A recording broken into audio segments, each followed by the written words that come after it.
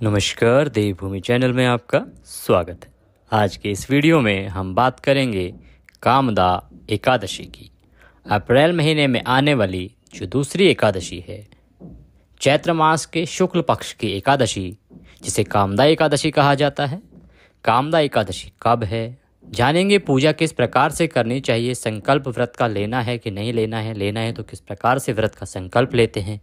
घर में आप बिना किसी पंडित जी के आप संकल्प किस प्रकार से कर सकते हैं। पारण की विधि क्या होनी चाहिए, पारण आपको कब करना चाहिए, पारण के नियम क्या हैं, व्रत के साधारण नियम क्या हैं जिनका पालन तो हमें अवश्य ही करना चाहिए, अन्यथा वह व्रत हमारे लिए लगता नहीं है, उसका फल हमें प्राप्त नहीं होता है। तो जो कुछ साधारण सामान्य नियम हैं जिनका सामान्य जन को भी पालन करना चाहिए, उन नियमों के बारे में भी आज के इस वीडियो में हम जानेंगे और पारण का समय और शुभ मुहूर्त आपको बताया जाएगा। आइए बढ़ते हैं वीडियो की तरफ। उससे पहले आपसे विनम्र प्रार्थना है कि वीडियो अच्छा लगे तो उसे लाइक अवश्य करें, जितना हो सके शेयर करें, क्योंकि सही जानकारी, अच्छी जानकारी, भगवत कृपा को पाने वाली जानकारी अगर आप प्रसारित करते हैं, कहीं भेजते हैं, तो उसका फल, अगर वो उस व्रत को कर रहे हैं, उससे कुछ फल पा रहे हैं, उसका हिस्सा भी आपको ही मिलता है। इसीलिए इसकी लिंक को जितना ज़्यादा हो सके शेयर कीजिए। इससे जितने लोगों को फ़ायदा होगा उनका पुण्य भी कुछ हिस्सा आपको प्राप्त होगा। चैनल पर नए हैं तो चैनल को सब्सक्राइब करना ना भूलें। इससे सभी धार्मिक जानकारियाँ कि कौन सा व्रत त्यौहार कब है, किस प्रकार से करना चाहिए, वो सारी जानकारी समय से आपको मिलती रहेगी। आपको इधर उधर ढूंढने की ज़रूरत भी नहीं रहेगी और कभी कोई व्रत आपसे छूटेगा भी नहीं। आइए बढ़ते हैं वीडियो की तरफ। हर साल चैत्र मास के शुक्ल पक्ष की एकादशी तिथि को कामदा एकादशी के रूप में मनाया जाता है। इस दिन भगवान विष्णु के साथ ही माता लक्ष्मी की भी पूजा अर्चना की जाती है। साथ ही उनके निमित्त एकादशी का व्रत किया जाता है। कामदा एकादशी का व्रत भगवान विष्णु के लिए रखा जाता है। यह एकादशी बहुत ही अधिक फलदायी मानी गई है। धार्मिक मान्यता है कि कामदा एकादशी का व्रत करने से व्यक्ति को 100 यज्ञों के बराबर फल प्राप्त होता है। जितना फल 100 यज्ञ करने से मिलता है, उतना फल अकेले एक कामदा एकादशी का व्रत करने से प्राप्त होता है।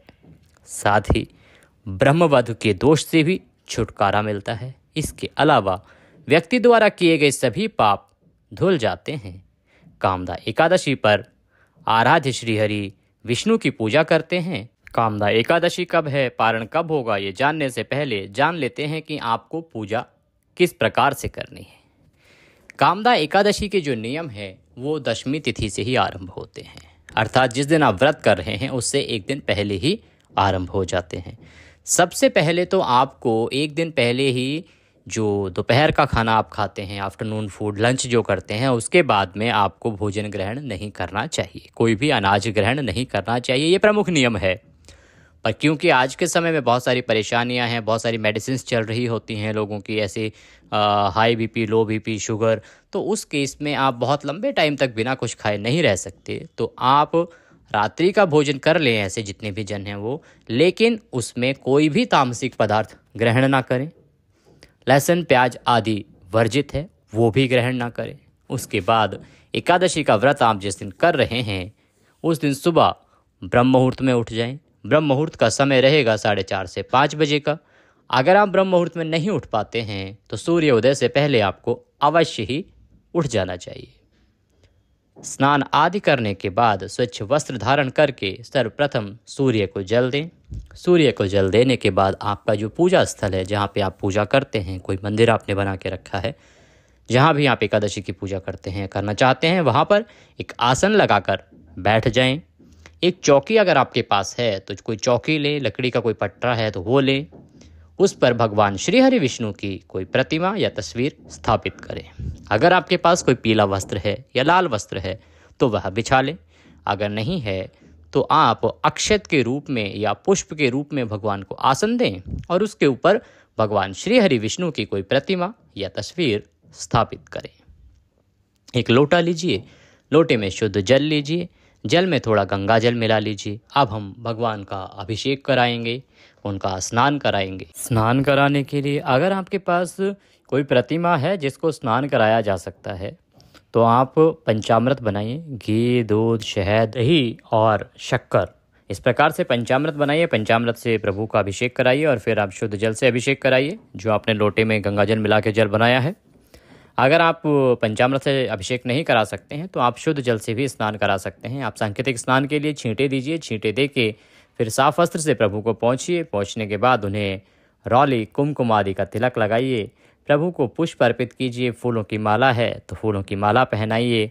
वस्त्र के रूप में मौली, जो कलावा धागा आप बांधते हैं हाथ में, उस मौली का एक टुकड़ा तोड़ के वस्त्र के रूप में प्रभु को अर्पित कीजिए। अगर आपके पास लौंग, इलायची, सुपारी और पान का पत्ता है तो एक बीड़ा बना के आप अर्पित कर सकते हैं भगवान को। घी का दिया जलाइए, धूप जलाइए और उसके बाद आप व्रत का या जो एकादशी की पूजा आप कर रहे हैं उसका संकल्प लीजिए। संकल्प लेने के लिए क्या करेंगे, सीधे हाथ में जल लीजिए और उसमें थोड़ा से पुष्प रख लीजिए। 1 रुपये का सिक्का कम से कम रखिए, जो भी दक्षिणा रखना चाहें, अधिक आप रख सकते हैं। दूसरा जो हाथ है उसको अपने सीधे हाथ के नीचे लगाइए, प्रभु को याद कीजिए, ओम विष्णु और विष्णु और विष्णु, अपना नाम लीजिए। अमुक गोत्र समुत्पन्ना, यहाँ जो आपका गोत्र है वह बोलिए। अमुक स्थान है, जिस स्थान पर आप विराजमान हैं, कि प्रभु मैं इस गोत्र में उत्पन्न इस स्थान पर आपके एकादशी व्रत करने का संकल्प लेता हूँ, आप मेरे इस उद्देश्य की पूर्ति करें। वहाँ पे आप उद्देश्य बताएंगे कि आप किस उद्देश्य से यह व्रत कर रहे हैं, क्या कामना है आपकी, आप मेरा ये व्रत स्वीकार करें और मैं इसको अच्छे से कर पाऊँ, इतनी शक्ति दें। इस प्रकार से संकल्प लेके आप भगवान के चरणों में छोड़ दीजिए। इसके बाद भगवान को प्रणाम करेंगे। भगवान की जो एकादशी की कथा है, कामदा एकादशी की कथा, उसका श्रवण करेंगे। आपके पास कथा पुस्तक है तो आप उसको पढ़िए वहाँ से। अन्यथा आप हमारे चैनल पर भी एकादशी का महात्म्य, एकादशी की जो कामदा एकादशी की कथा है वह सुन सकते हैं। हम प्रत्येक एकादशी की कथा आपके लिए लेके आते हैं, अपलोड करते हैं, तो आप वहाँ से हमारा वीडियो देख के भी कथा सुन सकते हैं। कथा सुन के भगवान की आरती करेंगे, आरती करके भगवान को भोग लगाएंगे। भोग में नियम है कि तुलसी दल का होना आवश्यक है।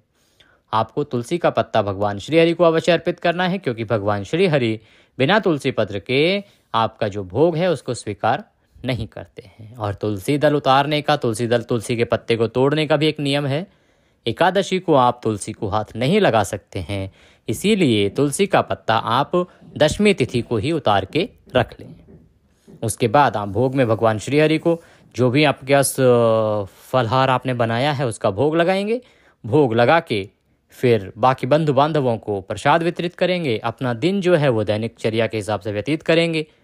ध्यान रखना है कि आप अपने मन को इधर उधर भटकने ना दें, भगवान श्री चरणों में लगा रहे और शुद्ध सात्विक तरीके से अपना पूरा दिन व्यतीत करेंगे। किसी भी प्रकार के व्यभिचार के विचार आपके मन में नहीं आने चाहिए और शुद्ध विचार के साथ आप दिन व्यतीत करते हुए रात्रि को हो सके तो थोड़ा जागरण कीजिए, भगवान श्री हरि का कीर्तन कीजिए और अगले दिन आप व्रत का पारण करेंगे। पारण का नियम और समय हम आपको आगे बताएंगे।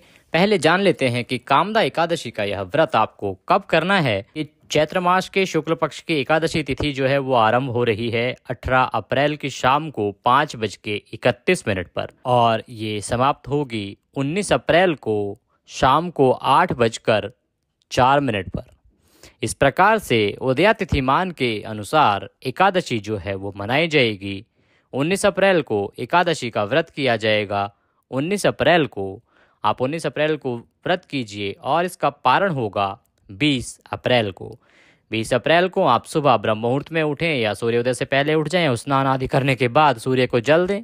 जहां आपने एकादशी की पूजा की है वहीं पे आप बैठ जाएं। भगवान को पुनः स्नान कराएंगे। स्नान करा के साफ वस्त्र से पहुँच के उनको रौले कुमकुम आदि से तिलक लगा के और पुष्पों की माला पहनाएं। दिया आपने अगर अखंड जलाया है तो अच्छी बात है, अन्यथा पुनः एक घी का दिया जलाएं। उसके बाद भगवान से प्रार्थना करें, हाथ में पुष्प ले लें, भगवान से प्रार्थना करें कि हे श्री हरि विष्णु, हमने आपका यह कामदा एकादशी का व्रत किया, इसमें कोई गलती, कोई त्रुटि, कोई भूल हमसे हुई हो तो उसे क्षमा करें, क्योंकि आप तो दया सिंधु हैं और हम आपके दर के भिखारी हैं। प्रभु, गलतियों को क्षमा करते हुए हमें दया का आशीर्वाद प्रदान करें और इस व्रत को स्वीकार करें। वह पुष्प भगवान के चरणों में अर्पित कर दीजिए, भगवान को प्रणाम कीजिए। उसके बाद आप भोग लगाइए। भोग में आप जो भी कुछ जगह जो है भारतवर्ष के वहाँ पे पीले चावल बनाए जाते हैं, आप उसका भोग लगा सकते हैं। आप खीर पूड़ी का भोग भगवान को लगा सकते हैं। कुछ भी ना हो तो आप तुलसी के पत्ते से भी पारण कर सकते हैं। आप पारण कीजिए, भगवान को भोग लगाइए। भोग लगा के और उसके बाद अगर हो सके तो किसी ब्राह्मण को दान दीजिए, घर आके भोजन कराइए। भोजन नहीं करा सकते हैं तो वहाँ मंदिर जाके या किसी ब्राह्मण के जाके उसको दान दक्षिणा दीजिए, खाना दीजिए और उसके बाद अपने व्रत का पारण कीजिए। व्रत के पारण का समय रहेगा 20 अप्रैल की सुबह 5:50 से और 8:26 तक। तो इस समय में आप व्रत का पारण कीजिए, अपना व्रत खोलिए। भगवान श्रीहरि की कृपा आपको अवश्य ही प्राप्त होगी और उनके आशीर्वाद से आपकी सभी मनोकामनाएं पूर्ण होंगी। वीडियो के कमेंट बॉक्स में जय श्रीहरि लिखना ना भूलें, इससे भगवान श्रीहरि का आशीर्वाद आपको प्राप्त होगा। आज के इस वीडियो में अभी के लिए इतना ही। अगले वीडियो में फिर होगी आपसे मुलाकात, तब तक के लिए जय श्रीहरि।